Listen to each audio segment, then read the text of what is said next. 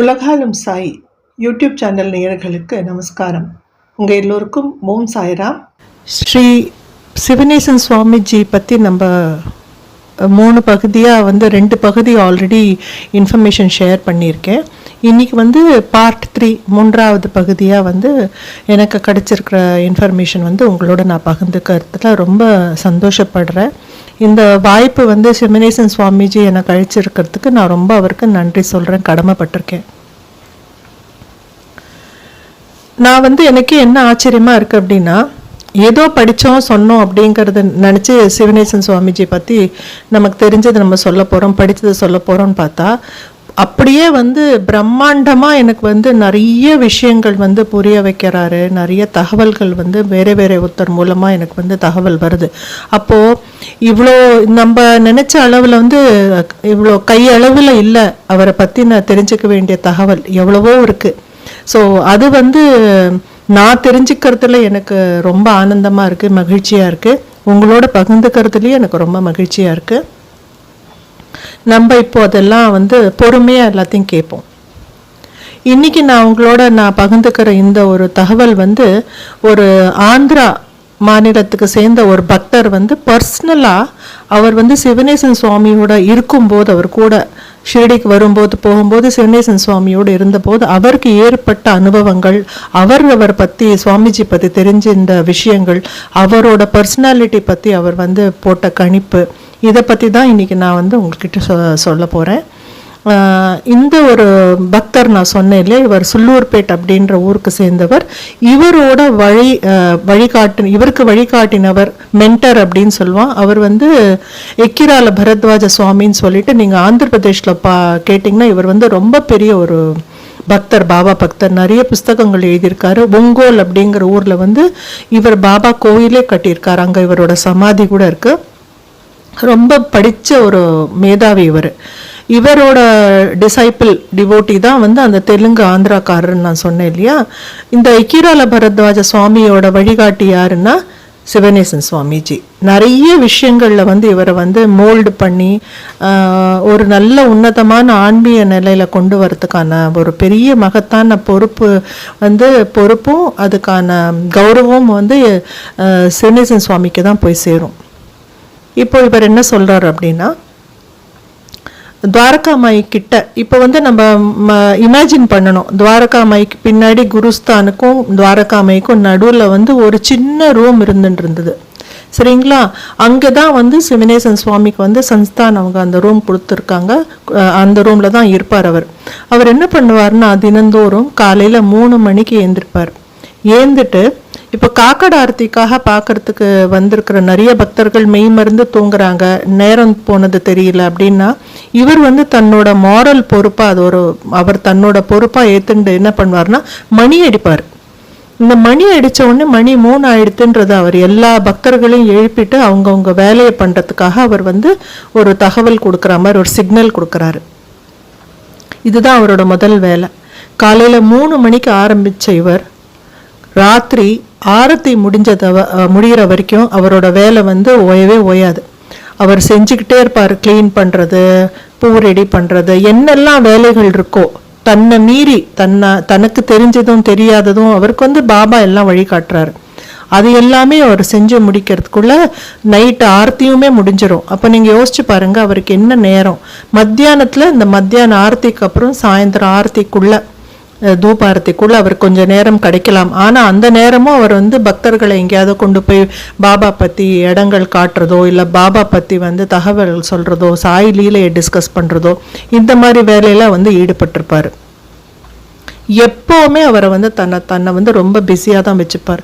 ஏன்னா டைமை வீணாக்கிறது, பொது ஏதான தேவையில்லாமல் பேசுறது, பம்பு பேசுறது, சாயை தவிர வேறு ஏதாவது பேசுறது, எதுலேயுமே அவருக்கு கொஞ்சம் கூட விருப்பம் கிடையாது. அவர் ஒரு சாது அப்படின்னா ஒரு துறவி, அந்த துறவி தர்மம்னு ஒன்று இருக்கு இல்லையா, அதை பரிபூர்ணமாக நிறைவேற்றினவர் சிவனேசன் சுவாமிஜி. அவர் அவரோட சொத்து அப்படின்னு பார்த்தா அவர்கிட்ட என்ன இருந்தது அப்படின்னு பார்த்தா அந்த காலத்துலலாம் வந்து ஒரு ஸ்டெயின்லெஸ் ஸ்டீல் பொட்டி, இரும்பு பொட்டி இருக்கும் தெரியுமா, எல்லார் வீடுங்கள்லையும் இருக்கும். ஊருக்கு போனால் எல்லாருமே அந்த மாதிரி அந்த இரும்பு பொட்டி எடுத்து பயணம் பண்ணுவாங்க. அவர்கிட்டயும் அந்த மாதிரி ஒரு இரும்பு பொட்டி இருந்தது. அந்த இரும்பு பொட்டியில் என்னெல்லாம் அவரோட பர்சனல் பிலாங்கிங்ஸ் அப்படின்னு பார்த்தா 2 டைரி இருந்தது. அவர் போட்டுருக்கிற உடையை தவிர ஒரு எக்ஸ்ட்ரா ட்ரெஸ் இருந்தது, அதில் ஒரே ஒரு செட்டு ட்ரெஸ் இருந்தது. இது தவிர நிறைய புத்தகங்கள் இருந்தது. இவ்வளோதான். இவருக்கு எனதுன்னு சொல்கிறதுக்கு இவ்வளோதான். மற்றபடி எந்த பொருளுமே இவருக்கு இல்லை. அப்போ வந்து அவருக்கு வந்து தாங்கிட்ட அதெல்லாம் இல்லைங்கிறதும் வருத்தம் இல்லை, நம்ம இவ்வளோ எதுவும் இல்லாமல் இருக்கோங்கிறதும் இல்லை. அந்த வருத்தத்தையும் காட்டல. அதுக்கான அவர் வந்து எப்படின்னா என்ன சொல்கிறது, ஃபுல்லாக ஒரு ஞானம் பெற்று அதோட தேஜஸ் வந்து அவர் முகத்தில் இருக்கும். ஒரு சமநிலை வந்து நல்லா அடைஞ்சிருப்பார். அதனால் அவர் கோபத்தை காட்ட மாட்டார். அவர் வந்து அவசரப்பட மாட்டார், ஆத்திரப்பட்டு பேச மாட்டார், சோகமாக இருக்க மாட்டார். இப்போது பக்தர்கள் வந்து பாபாவை பார்க்க வர்றவங்களுக்கு வந்து அவர் ரொம்ப நிறைய வந்து டைரக்ஷன்ஸ் கொடுத்துருக்கிறார். அதில் சில பக்தர்கள், இப்போ நான் சொன்ன இந்த தெலுங்கு பக்தர் வந்து அவர் நெருக்கத்துலேருந்து பார்க்கும்போது அவர் முகம் வந்து அவ்வளோ ஒரு தேஜஸ், அவ்வளோ ஒரு சிம்பிள் பர்சன், எளிமையாக இருப்பார். அதே மாதிரி ரொம்ப அளவாக பேசுவார், அதிகமாக பேச மாட்டார். அந்த பேசுகிற நேரமும் வந்து யாருக்கு உபயோகமாக இருக்குமோ அந்த மாதிரி பேச்சு தான் பேசுவார். நிறைய சர்வீஸ், அந்த மாதிரி மனப்பான்மை, சேவை மனப்பான்மை. அவர் கூட யாராலையுமே நடக்க முடியாது. அவர் நடக்கிறது வந்து நடந்தார்னா நம்ம கூட ஓடணும், அப்போதான் அவரோட நம்ம போய் லிங்க் பண்ண முடியும். அதே மாதிரி அவருக்கு வந்து டைம் வீணாக்குறதுங்கிறது அவருக்கு பிடிக்காது. இதெல்லாம் அவரோட பர்சனல் கேரக்டரிஸ்டிக்ஸ். இது வந்து இந்த டிவோட்டி கூட இருந்ததுனால அவருக்கு இதெல்லாம் புரிய வந்தது. இப்போ இந்த சதர்ன் ஸ்டேட்ஸ், இப்போ வந்து தமிழ்நாடு, ஆந்திர பிரதேஷ்ல இருந்தெல்லாம் வந்து ஷிரடிக்கு பக்தர்கள் அந்த காலத்தில் 1996, அதுக்கு முன்னாடி இவர் 1953 ஷிரடிக்கு வந்தார் இல்லையா, அந்த காலகட்டத்தில் போகிறாங்கன்னா அவங்களுக்குலாம் ஒரே கஷ்டமாக இருக்கும். நமக்கு பாஷை தெரியாத, என்ன பண்ண போகிறோம். ஆனால் சுவாமிஜி அங்கே இருக்காருங்கிற ஒரு விஷயம் எல்லாருக்கும் தெரிஞ்சதுலேருந்து அவங்களுக்கு அந்த கவலையே விட்டுது. ஏன்னா எல்லா மொழியும் தெரிஞ்சிருக்கு அவருக்கு, எல்லா இடங்களும் தெரியும், அந்த பாபாவை வழிபடுறதுக்கான என்ன முறைகள் இருக்கோ அதெல்லாமும் தெரியும். அதை வந்து தெரியறது மட்டுமே இல்லாமல் அதை வந்து இவங்களுக்கெல்லாம் செயல்படுத்துறது எப்படிங்கிறதும் சொல்லி கொடுக்குறது ஒரு நல்ல மனப்பான்மை உள்ளவர் சுவாமிஜி.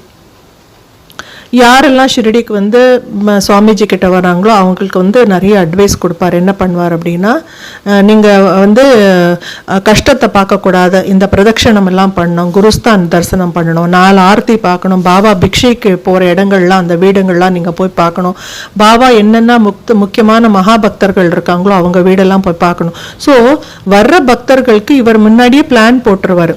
அந்த ரொம்ப ஷார்ட் பீரியடில் வந்து எதையுமே மிஸ் பண்ணாத அளவுக்கு எல்லாரையும் வந்து கைட் பண்ணி கூட்டின்னு போயிட்டு ஒரு பேரானந்தம் அவங்களுக்கு வந்த உடனே கிடைக்கும்.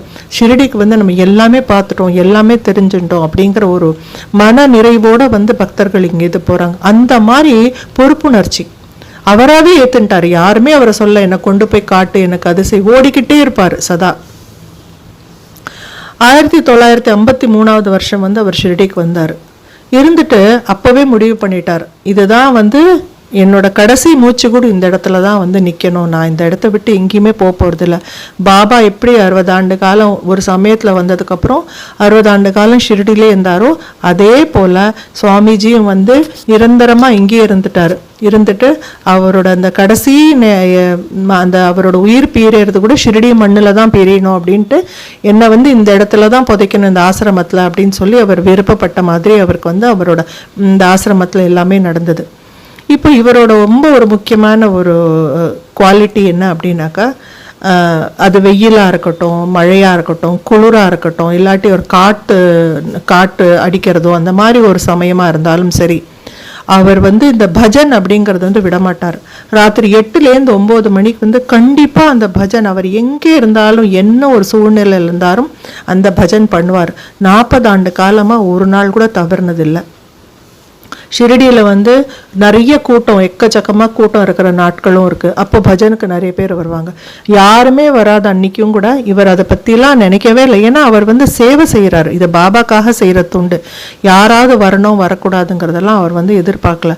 அவர் மெய்மறந்து அவரே எழுதின சில பாடல்கள், சில பஜன்கள் பாடிக்கிட்டே இருப்பார். அதுக்கும் ஒரு வரிசை இருக்கும், அந்த ஒரு வரிசையில் தான் அந்த பஜன்லாம் பாடுவார். அதை வந்து மாற்றவே மாட்டார்.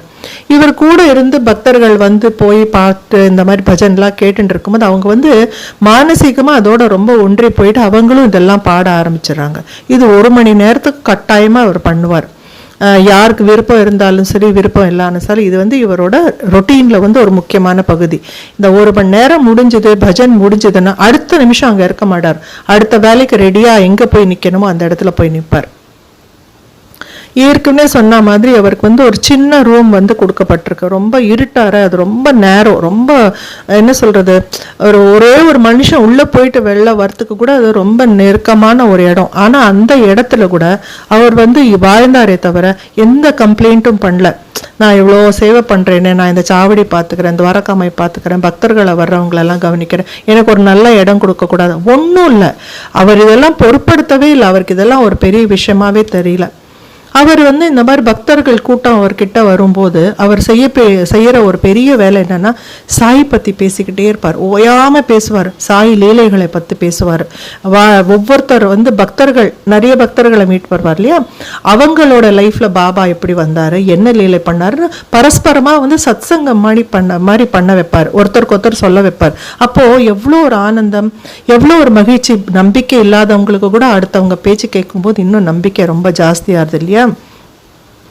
அப்போ அந்த பக்தர்கள் வரும்போது, சுவாமிஜி நீங்கள் என்ன பண்ண போறீங்க, உங்களுடைய லைஃபோட லட்சியம் என்ன, அந்த மாதிரி கேட்பாங்க. கேட்கும்போது அவர் சொல்வார், என்னோட லைஃபோட லட்சியம் அப்படிங்கிறது எதுவுமே கிடையாது.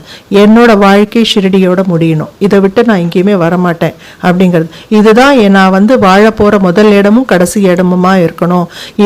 இந்த இடத்தோட தான் நான் வந்து ஐக்கியமாயிடணும் அப்படிங்கிறது, அதுதான் என்னோட விருப்பம். அதை வந்து நோக்கி தான் நான் என்னோட வேலைகள் செய்கிறேன். அந்த மாதிரி எனக்கு ஒரு முடிவு வரணும் தான் நான் வேலை பண்ணிட்டு இருக்கேன் அப்படின்னு சூக்ஷ்மமா சொல்லுவாங்க. ரொம்ப ஆழமா இதுக்கான அர்த்தம் எல்லாம் புரிய வைக்க மாட்டார். அந்த பக்தர்களோட இருக்கும்போது என்ன சொல்வார் அப்படின்னா, ரொம்ப கருத்துக்கள்லாம் பரிமாறுவார். பாபா இந்த மாதிரி இதுக்காக இப்படி சொன்னார், அப்படி சொன்னார். அதே மாதிரி சாய் லீலா பத்திரிகை அப்படின்னு வந்து அந்த காலத்துல இருந்தது. அந்த சாய் லீலா பத்திரிகை வந்து ஒண்ணு விடாம படிச்சு அதுல நடந்த ஒவ்வொரு சம்பவம் அவ்வளோ நல்லா ஞாபகம் வச்சுப்பார். அவர் வந்து 8வது தான் படிச்சிருக்காரு. ஆனா அவருக்கு இருக்கிற ஒரு அறிவு வந்து அதுக்கு ஈடு எதுவுமே இல்லை. அதே மாதிரி சச்சரித்திரத்தையும் வந்து ஃபுல்லா படிச்சு அதுல வரக்கூடிய ஒவ்வொரு மகாபக்தனோட வாழ்க்கையில நடந்த விஷயம் அப்படியே எடுத்து சொல்லுவார். அதை அப்படியே ரிலேட் பண்ணுவார். இப்ப பாய்ஜாமா வீட்டை போய் காமிச்சாருன்னா, பாய்ஜாமா இப்படி இருந்தாங்க, அப்படி இருந்தாங்க, அவங்க இப்படிப்பட்ட குணம் பண்ணவங்க, சாய் லீலால அந்த புஸ்தகத்துல இப்படி வந்து சச்சரித்திரத்தை அதையெல்லாம் ரிலேட் பண்ணி மொத்தமா ஒரு அற்புதமான ஒரு கதையை வந்து பக்தர்களுக்கு சொல்லி அவங்க மனசுல வந்து ஒரு இன்னும் பக்தியை வந்து தூண்டி விட்டுட்டு அவர் வந்து அதுல ஆனந்தத்தை பார்க்கறாரு. அப்படிப்பட்ட ஒரு ரொம்ப பெரிய மகானவர். எந்த ஒரு பக்தர் வந்து எந்த டவுட், சாய் லீலா மேகசின்ல டவுட்டோ, சாய்பாபாவோட சரித்திரத்துல டவுட்டோ, இல்லை பக்தர் இன்னொரு மகா பக்தர்கள் பாபா கூட வாழ்ந்த பக்தர்கள் பத்தி ஏதாவது சந்தேகம் கேட்டா கூட உடனடியா அதுக்கு ஒரு பதில், கரெக்டான பதில் வச்சுப்பாரு. அதையும் வந்து அவங்கள வந்து சாட்டிஸ்ஃபை பண்ற மாதிரி சொல்வார்.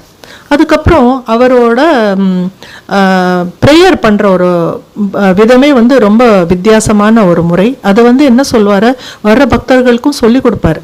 என்ன சொல்வார் அப்படின்னா, ஷீரடிக்கு யார் ஒருத்தன் வரானோ, முதல்ல தடவை வந்தாலும் சரி, 10வது தடவை வந்தாலும் சரி, அவன் முதல்ல செய்ய வேண்டியது என்னன்னா, துணிக்கு போய் நமஸ்காரம் பண்ணணும், துணி பூஜை பண்ணணும் அப்படின்னு சொல்வார். நம்ம எல்லாம் கேட்கலாம், என்ன துணி பூஜை, எதுக்கு நம்ம பண்ணணும், இப்போலாம் இருக்காங்கிறது எனக்கு ரொம்ப சீரியஸாக தெரியாது. ஏன்னா இப்போ அந்த இதெல்லாம் க்ளோஸ் பண்ணதுனால இப்போ அது வந்து நாட் அலவுடுன்னு நினைக்கிறேன். நம்ம வேணா தேங்காய், அந்த மட்டை தேங்காய் வாங்கி கொடுக்கலாம், பட் நம்ம போய் துணி பூஜை பண்ண முடியும் அப்படிங்கிறது இப்போ சாத்தியம் இல்லைன்றது என்னோட அண்டர்ஸ்டாண்டிங். அது வந்து அப்போ அவர் என்ன சொல்வார் அப்படின்னா, இந்த பாபா வந்து அந்த அக்னி, இந்த துணியை வந்து அக்னி இல்லையா, அதை வந்து குரு ஸ்வரூபமாக வந்து ஏற்றின்ட்டார்.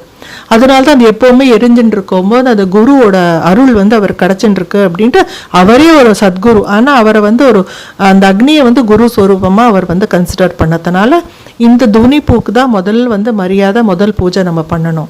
சரி, இந்த துணி பூஜைக்கு நம்ம என்ன பண்ணணும் அதுவும் சொல்லி கொடுப்பார். என்னன்னா, இந்த தேங்காய், உரிக்காத ஒரு தேங்காய், அந்த ஊர்ல எல்லாம் நீங்க பார்த்திருப்பீங்க, ஷிரடியில பாதி மட்டும் எடுத்து ஒரு மாதிரி மேல அந்த நாரோட இருக்கும், அந்த தேங்காய்க்கு மேல ஊதுபத்தியை வச்சுட்டு நவதானியங்கள் வச்சது, அக்ஷதை, அதுக்கப்புறம் கற்பூரம் இது எல்லாத்தையும் வச்சுட்டு அந்த ஆகுதி அந்த துணியில வந்து நம்ம சமர்ப்பணம் பண்ணணும். என்னன்னு சமர்ப்பணம் பண்றோம்? இது வந்து சாயி அக்னி ஸ்வரூபமா நினைச்சு நம்ம சமர்ப்பணம் பண்ணணும். அதுவும் தவிர குரு தத்தாத்திரேயராகவும் நினைச்சு சமர்ப்பணம் பண்ணணும், அந்த ஸ்வரூபமா எடுத்துட்டு. இதெல்லாம் வந்து நமக்கு யாருக்குமே தெரியாத விஷயங்கள்.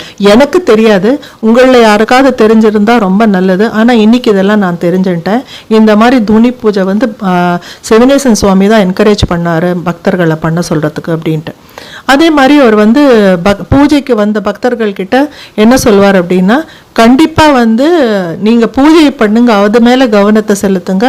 நான் வந்து மகான் கிடையாது, என் காலில் யாருமே விழக்கூடாது, யாருமே வந்து இந்த கவனத்தை இந்த பக்கம் சிதற விடக்கூடாது அப்படின்வார். அதே மாதிரி இந்த நாம ஜபம் பண்றது, பிரதட்சணம் பண்றது, குருஸ்தான், நந்தாதீப், தத்தா மந்திர், இது வந்து தொடர்ந்து பஜன் பாடுறது, அன்னதானம் பண்றது, இதெல்லாம் வந்து மஸ்ட் டூ அப்படிங்கிற ஒரு நிலையில வச்சு பக்தர்களுக்கு அவர் வந்து அதுக்கான நல்ல அது செஞ்சா என்ன பலன்கள், ஏன் செய்யணும், அதெல்லாம் கூட வந்து ரொம்ப சயின்டிஃபிக்கா புரிய வச்சார். வெறும் சொல்லி திணிக்கல யார் மேலேயும். ஒரு தடவை என்னாச்சுன்னா, நான் முன்னாடி சொன்னேன் இல்லையா, பரத்வாஜ சுவாமின்னு சொல்லிட்டு ஆந்திராக்கு சேர்ந்தவர். அவர் வந்து ஒங்கோல் அப்படிங்கிற ஊரில் அங்கேருந்து வரார். அவர் வந்து சிவனேசன் சுவாமி தான் அவருக்கு வழிகாட்டி, ஏற்கனவே நான் சொன்னேன். அவர் வந்து ஷிரடிக்கு ஒரு முறை வரும்போது அவர்கிட்ட இருக்கிற பணத்தை எடுத்து உண்டியலில் போட்டுறாரு. உண்டியலில் போட்ட உடனே சிவனேசன் சுவாமி பார்க்குறாரு. பார்த்துட்டு அவர் என்ன சொல்கிறாருன்னா, நீ உண்டியலில் போடு, நான் வேண்டாங்கல, ஆனால் நீ வந்து உன்னோட இந்த ஒரு சுபாவம், இந்த காசை வந்து உண்டியல்ல போடணும் அப்படிங்கிற இந்த ஹேபிட், இந்த சுபாவத்தை வந்து உன் ஊருக்குள்ள, உன் ஊர் சுத்து உங்க ஊர் பக்கத்துல எல்லாம் இருக்கக்கூடிய கோயில்கள்லயும் இதை வந்து நீ செய்யற மாதிரி மனசுல எண்ணம் வச்சுக்கணும். ஷிரடியில மட்டும்தான் பணம் போட்டா புண்ணியம் கிடைக்குங்கிறத நினைக்கிறது தவிர இது ஒன்று. ரெண்டாவது வந்து உன் ஊர் பக்கத்துலேயே வந்து பாபா நாராயணன் ரூபமாக, நாராயணன்னா ஏழை மக்கள் ரூபத்தில் பாபா வந்து நிறைய போயிட்டு வந்துட்டுருப்பாரு. அந்த ஏழை மக்களோட வயிற்று பசியை போக்கலாம் இந்த காசு அவங்களுக்கு கொடுத்தா. அவங்களோட வேறு ஏதான தேவைகள் இருக்குன்னா அதை பூர்த்தி பண்ணலாம். அதனால் ஷிரடிக்கு வந்து இதை வந்து உண்டியலில் போடணும் அப்படிங்கிறது வந்து இந்த எண்ணத்தை வந்து நீங்கள் மாற்றிக்கோங்க. சேவைக்காக கூட இதை பயன்படுத்தினா இது பாபாவுக்கு போய் சேரும். ஏன்னா எல்லா என்ன சொல்கிறது, பாபாவோட கிரியேஷன்ஸில் வந்து மனுஷனெல்லாம் இருக்கட்டும், எந்த ரூபத்தில் இருந்தாலும் சாய் அதில் இருக்காருங்கிறது பாபாவும் சொல்கிறார், இவரும் அதை வந்து ஊர்ஜிதப்படுத்துகிறார். அதனால் நீங்கள் பணத்தை போடுங்க, நான் வேணாங்களே, உங்கள் ஊர் பக்கத்தில் இருக்கக்கூடிய மற்ற கோவில்களுக்கும் இந்த சேவை போய் சேரட்டும். அங்கே இருக்கக்கூடிய ஏழை மக்கள், பிச்சைக்காரங்க, ரொம்ப தேவையாக இருக்கிறவங்களுக்கெல்லாம் வந்து இந்த பணம் போய் எந்த வகையில் நீங்கள் இந்த டொனேஷன் கொடுக்க விரும்புகிறீங்களோ நீங்கள் அவங்களுக்கு செய்யணும். இதுதான் வந்து சாய்க்கு போய் சேரக்கூடிய ஒரு பெரிய சேவை அப்படின்னு சொல்லி அவருக்கு புரிய வைக்கிறார். அவர் நம்ம சுவாமிஜி பற்றி பேசணுன்னா, நான் சொன்ன மாதிரி அவருக்கு வந்து ஒர்க் இஸ் வர்ஷிப் அப்படின்னு சொல்லுவோம் இல்லையா, வேலை தான் அவருக்கு வந்து அவரோட பூஜா, அதுதான் அவரோட கடவுள். அது சர்வீஸ் பண்ணுறது, முடியாதவங்களுக்கு உதவி பண்ணுறது, டைம் வேஸ்ட் பண்ணாமல் எப்போவுமே வந்து நேரத்துக்கு கரெக்டாக எல்லாமே செஞ்சுக்கிட்டே இருக்கணும். அப்படிப்பட்ட ஒரு ரொம்ப தனிப்பட்ட ஒரு சுபாவம் படித்தவர். இப்போ ஒரு தடவை என்ன ஆகுது, ஷிரடியில் ஒரு காவி உடை போட்ட ஒருத்தர் வந்து ஷிரடியில் இருக்கிறாரு. அவர் பேர் வந்து சொல்லப்படலை, ஏன்னா அது ஏதோ ஒரு ரீசனுக்காக அதை வந்து நிறுத்தியிருக்காங்க, சொல்லலை. கொஞ்சம் பிரபலமானவர் தான் அவர். வந்து ஏதோ ஒரு காரணத்தினால அவர் வந்து ஷிரடி சன்ஸ்தான் தான் சொல்கிறாங்கன்னா, இந்த இடத்த விட்டு போயிடுங்க அப்படின்ட்டு அவரை வந்து போக சொல்கிறாங்க, கண்டிக்கிறாங்க, இனிமேல் இங்கே வரக்கூடாதுன்னு சொல்லிட்டு. அவர் வந்து சுவாமிஜியோட காலில் வந்து விழுந்து, என்னோட நிலைமை இப்படி, நான் எங்கே போவேன் அப்படின்னு வருத்தப்படுறாரு. சுவாமிஜி சொல்கிறாரு, சன்ஸ்தானுக்கு வந்து ஒன்று ஷிரடியை விட்டு வெளியில் போகிறதுக்கு வந்து சொல்கிறதுக்கு ரைட்ஸ் கிடையாது.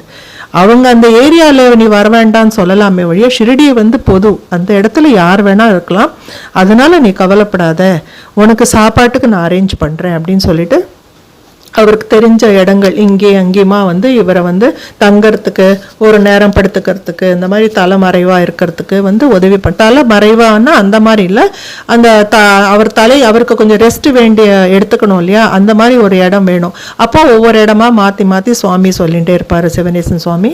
அது தவிர சன்ஸ்தான் வந்து சிவனேசன் சுவாமிக்கு 2 கூப்பன் கொடுத்துருக்காங்க, சாப்பாட்டு கூப்பன்.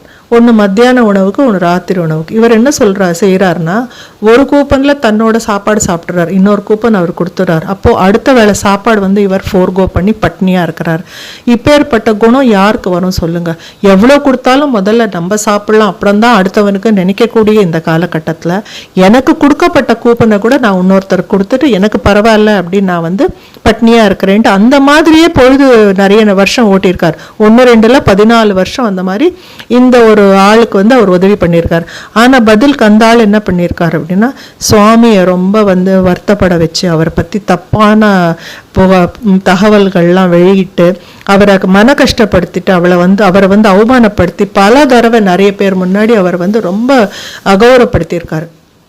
அப்போது சுவாமிஜி கூட இருக்கிறவங்க பாபா பக்தர்களுக்கெல்லாம் ரொம்ப வேதனை. அவங்க வந்து அதை கண்டிச்சாங்க. ஏன் சுவாமிஜி நீங்கள் வந்து இதெல்லாம் ஏற்றுக்கிறீங்க, அவர் சொல்கிறதெல்லாம் நீங்கள் ஏன் ஒன்றும் மறுக்க மாட்டேங்கிறீங்க, உங்களை வந்து இவ்வளோ அசிங்கமாக பேசுகிறானே அப்படின்னு சொல்கிற போது சுவாமிஜி சொல்கிறாரு, அவன் வந்து அவனோட குணாதிசை ஏதோ அதைப்படி அவன் நடந்துக்கிறான், அதுதான் அவனோட கேரக்டர்.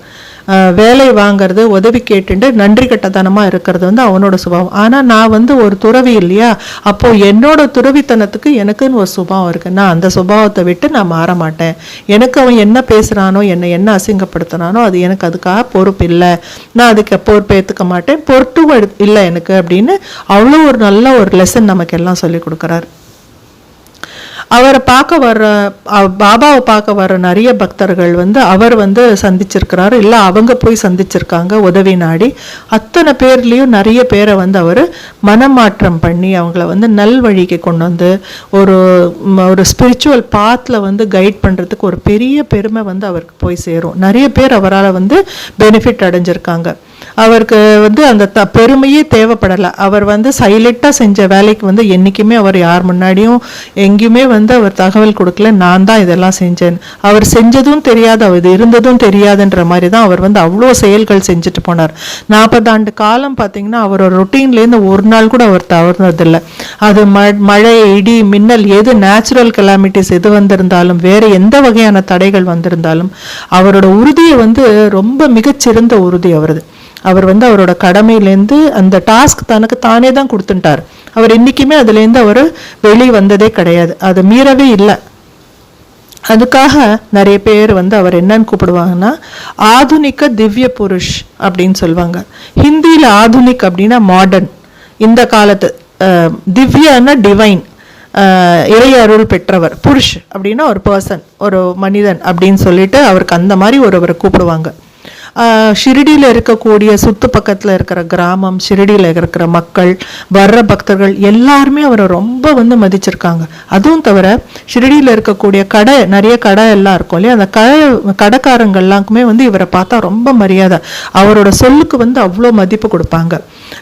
அவர் ஏதாவது ஒன்று சொன்னார்னா அதை வந்து மீறவே மாட்டாங்க. ஒரு சமயம் என்ன ஆகுதுனாக்கா, சில பக்தர்கள் வராங்க, சில பேர் வந்துட்டு இவர் கையில் வந்து ஏதாவது காசு கொடுக்குறாங்க. காசு கொடுக்கும்போது அவர் என்ன பண்ணுறாருன்னா, அந்த காசு தனக்கு ஒரு பைசா கூட எடுத்துன்னு செலவு பண்ணுறதில்ல, அதை கொண்டு போயிட்டு ஒரு கடைக்காரங்கிட்ட கொடுத்துட்டு என்ன சொல்கிறார் அப்படின்னா, ஷிரடிக்கு வந்து நிறைய மக்கள் வராங்க, கஷ்டத்தில் வராங்க, சில நாள் வந்து பைசா இல்லாமல் வராங்க, வந்து சேர்றாங்க, அடுத்த வேளை சாப்பாடு இல்லாமல் இருக்காங்க. இந்த மாதிரி பக்தர்கள் உங்ககிட்ட வந்தாங்க, இல்லை என்கிட்ட வந்தாங்களோ நான் உங்ககிட்ட அனுப்பிச்சு வைக்கிறேன், நீ அவங்களுக்கு வந்து நான் கொடுக்குற இந்த காசை வச்சு சாப்பாடு போடுன்னு சொல்கிறாங்க. எவ்வளோ பெரிய சேவை பாருங்க, தெரியாதவங்க. ஆனால் அந்த கடைக்காரனும் அதே மாதிரி தான் அவரோட வார்த்தையை மீறாமல் அந்த இன்ஸ்ட்ரக்ஷன் அப்படியே வந்து ஃபாலோ பண்ணுறார். சிவனேசன் சுவாமிஜி வந்து 1996 அந்த வருஷத்தில் வந்து பிப்ரவரி மாதம் 12ஆம் தேதி வந்து உயிர் பிரிஞ்சது அவருக்கு. ஆனால் அந்த நிமிஷம் வரைக்கும் அவர் வந்து நல் செயல்கள் வந்து அளவற்றது அவ்வளோ செஞ்சுக்கிட்டே இருக்கார். அந்த நாமஸ்மரணம் அப்படின்னு நான் சொன்னேன் இல்லையா, ஓம் சாய் ஸ்ரீ சாய் ஜெய ஜெய சாய், இதுக்கு வந்து அவர் ரொம்ப பாடுபட்டார். ஏன்னா அவரை பொறுத்த வரைக்கும் இந்த நாமஸ்மரணம் அப்படிங்கிறது நம்ம மூச்சோட மூச்சா ஒன்று கலந்ததுன்னா அப்போ வந்து வேற சிந்தனையே நமக்கு வராது. இதுக்காக வந்து அவர் ரொம்ப பாடுபட்டார். எப்படின்னா, எல்லா பக்தர்களையும் வரவங்கள இது உட்காந்து நாமஸ்மரணம் பண்ணுங்க அப்படின்னா சில பேர் சொல்லுவாங்க, சில பேர் சொல்ல மாட்டாங்க, சில நாள் வருவாங்க, சில நாள் வரமாட்டாங்க. ஆனால் அதுக்கு அவர் டிஸ்கரேஜ் ஆக மாட்டார். சில பேர் என்ன பண்ணுவாருன்னா, அவர் காசு கொடுத்து உட்காந்து வச்சு சொல்லுங்க, ஜபம் பண்ணுங்க அப்படின்னு சொல்லுவார். அப்போ சில பக்தர்கள் சொல்லுவாங்க, இது வந்து பக்தி இல்லை தானே, என்ன சுவாமிஜி நீங்கள் காசு கொடுத்து இதெல்லாம் சொல்கிறீங்களே அப்படின்னா, அப்போ சுவாமிஜி சொல்கிறாரு, இப்போ காசு கொடுத்து சொல்கிறேன், ஆனால் அவங்க உட்காந்து இதை சாண்டிங் பண்ணுறாங்க இல்லையா, அது ஒரு பெரிய பெனிஃபிட். ரெண்டாவது என்ன பெனிஃபிட்னா, இதுவே போக போக அவங்களுக்குள்ள அந்த பக்தியை வந்து தூண்டி விடும், அவங்க பக்தி மார்க்கத்தை வந்து நோக்கி வருவாங்க. இப்போ காசு என்ன கொடுத்தாலும் வாங்கிக்க மாட்டாங்க, நாமஸ்மரணம் பண்ணிகிட்டே இருப்பாங்க. அதனால என்னோட குறிக்கோள் வந்து எல்லாருமே வந்து நாமஸ்மரணம் பண்ணணும், பாபா நாமத்தை எப்பவுமே ஜபிச்சுட்டு இருக்கணும், அதுக்காக நான் என்ன வேணாலும் பண்ணுவேன் அப்படின்னு சொல்லிட்டு அவர் இவ்வளோ ஒரு அற்புதமான ஒரு விளக்கத்தை கொடுப்பாங்க. ஏன்னா முதல்ல காசை பார்த்து வர்றவங்க அதுக்கப்புறம் பக்தியை பார்த்து வருவாங்க, பக்தியிலே இருந்துருவாங்க, அதுக்கப்புறம் அவங்களுக்கு காசு தேவைப்படாதுன்றது அவரோட நம்பிக்கை. இந்த மாதிரி வந்து அவர் ஏழை பணக்காரன் இருக்கிறவன் இல்லாதப்பட்டவன் எல்லாருக்கும் ஒரே விதமான ஒரு ட்ரீட்மெண்ட்டை கொடுத்து அளவாக பேசி எல்லாருக்குள்ளேயும் இந்த பக்தியை தூண்டி பாபா வந்து ஒரு சவுத் இந்தியாவுக்கு ஒரு பெரிய ஒரு லிங்க் ஆகிட்டார் அவர். ஏன்னா சவுத் இண்டியன்ஸ்லாம் அங்கே போனால் பாபாவை பற்றி என்ன தெரிஞ்சுக்க போகிறோன்னா அவர் தெரிஞ்சு அத்தனை விஷயங்கள் சொல்லியிருக்கிறாரு. இன்னும் தெரிஞ்சுக்கிறதுக்கு நிறைய இருக்குது நான் நினைக்கிறேன். பார்ப்போம் பாபா வந்து எப்படி எனக்கு வழிகாட்டுவார், சிவனேசன் சுவாமிஜி எனக்கு என்ன வழிகாட்டுவார், இன்னும் எத்தனை பார்ட் ஆஃப் இந்த சீரீஸ் வரும்ன்றது எனக்கு தெரியல. 4 இருக்கலாம், 5 இருக்கலாம். பொறுமையாக கேளுங்க, ஆனந்தமாக இருங்க, சாயை நம்புங்க. ஓம் சாய்ராம்.